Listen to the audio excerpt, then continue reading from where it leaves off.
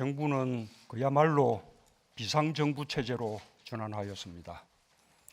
방역중대본처럼 경제중대본의 역할을 할 비상경제회의를 오늘부터 본격적으로 가동합니다. 정부는 세계적인 비상경제 시국에 대처하기 위해 결연한 의지를 다집니다. 무엇보다 신속하게 결정하고 과감하게 행동해야 합니다.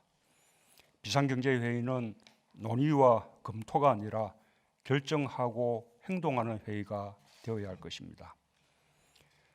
오늘 1차 비상경제회의에서는 서민경제의 근간이 되는 중소기업, 소상공인, 자영업자의 도산 위험을 막고 금융불안을 해소하기 위한 첫 번째 조치를 결정합니다.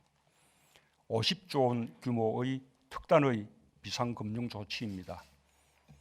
민생금융안정 패키지 프로그램으로서 규모와 내용에서 전례 없는 포괄적인 조치입니다.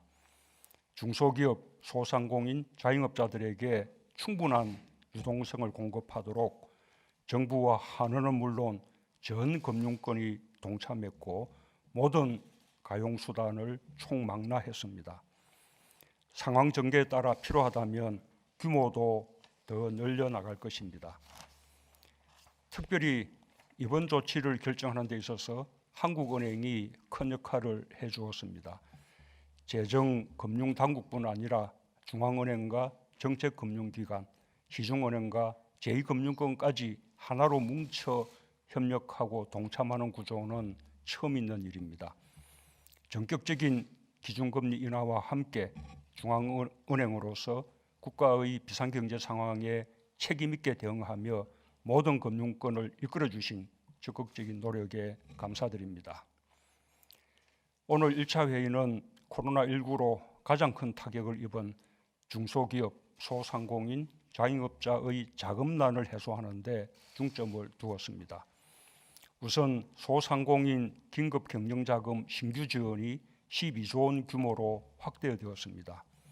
취급기간도 시중은행까지 확대하여 어디에서나 1.5% 수준의 초저금리 대출을 이용할 수 있게 됩니다.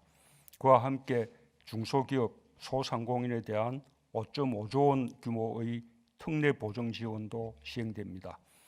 특히 어려움을 겪고 있는 소상공인과 자영업자들에게 도움이 될 것으로 기대합니다. 여기에 더하여 몇 가지 중요하고도 긴급한 조치를 빠르게 추가합니다. 첫째, 대출 원금 만기 연장을 모든 금융권으로 확대하여 시행합니다. 사상 처음으로 저축은행, 보험, 신협, 새마을금고, 카드사 등 제2금융권 전체가 만기 연장에 참여하였습니다.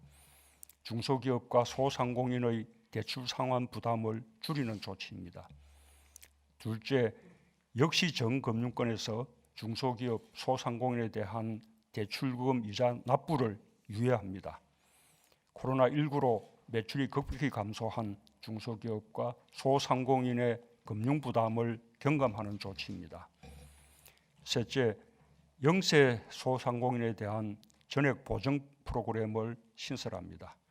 총 3조 원의 재원으로 연매출 1억 원 이하의 영세 소상공인들에게 5천만 원까지 대출금 전액에 대한 보증을 제공함으로써 신속하고 간편하게 낮은 금리로 대출을 받을 수 있도록 하는 조치입니다.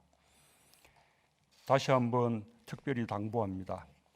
아무리 좋은 대책도 현장에서 제대로 작동되어야 의미가 있습니다.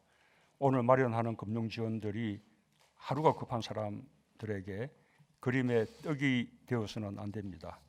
결국 지원의 속도가 문제입니다. 보증심사가 쏠리면서 지체되는 병목 현상을 개선하고 대출심사 기준과 절차도 대폭 간소화하여 적기에 도움이 되도록 감독을 잘해주기 바랍니다. 또한 금융 지원이 적극적으로 이루어지려면 적극 행정에 대한 면책처럼 정책금융기관과 민간금융회사의 금융 지원 노력을 격려하고 뒷받침해야 합니다. 금융위는 적극적인 금융 지원에 대한 면책 방침을 분명히 했습니다. 신속하고 긴급한 자금 지원이 일선에서 활발하게 이루어질 수 있도록 금융 현장을 세심히 살피고 점검해 주기 바랍니다. 오늘 조치들은 소상공인 등이 가장 긴급하게 요청하는 금융 지원 대책들입니다. 하지만 이것은 필요한 대책의 일부일 뿐입니다. 경제 난국을 헤쳐나가려면 더 많은 대책이 필요합니다.